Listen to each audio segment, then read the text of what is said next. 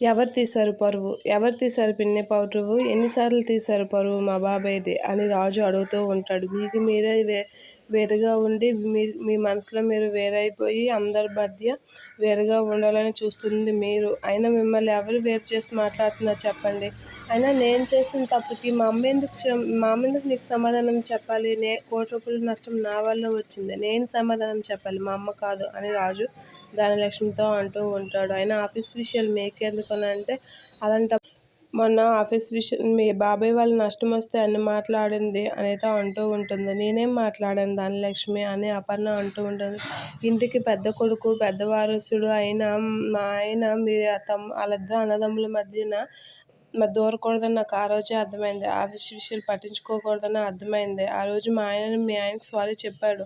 అయినా అవన్నీ నీకెందుకు చెప్పాలి అని ధనలక్ష్మితో అపర్ణ అంటూ ఉంటుంది. ఆ మాటలకి ఆళ్ళిద్దరూ అలా మాట్లాడుతూ ఉంటారు. అయినా ₹1,00,00,000 నష్టం అని అనామిక అనేసరికి, ఏయ్ నువ్వు ఇంటి నుంచి తీసుకొచ్చావేంట? నష్టం అని అంటున్నావేంటి? ₹1,00,00,000 కాకపోతే 10,00,00,000 నష్టం వస్తుంది. నీకేంటి? నీ పుట్టింటి సార్ తెచ్చింది గట్ట ఇందులో కలపలేదు కదా అని అపర్ణ అనామికకి వార్నింగ్ ఇస్తూ ఉంటుంది. రాజు అయితే, ఎందుకు పిన్ని మీరు అన్ని విషయాల్లో ఇంతలా సాగదీసుకుంటున్నారు, వేరుగా చూస్తున్నారు, వేరై ఉంటున్నారు అని రాజు అయితే ధనలక్ష్మితో అంటూ ఉంటాడు. అలా అపర్ణ, రాజు ధనలక్ష్మికి బుద్ధి చెప్పడానికి ట్రై చేస్తూ ఉంటారు.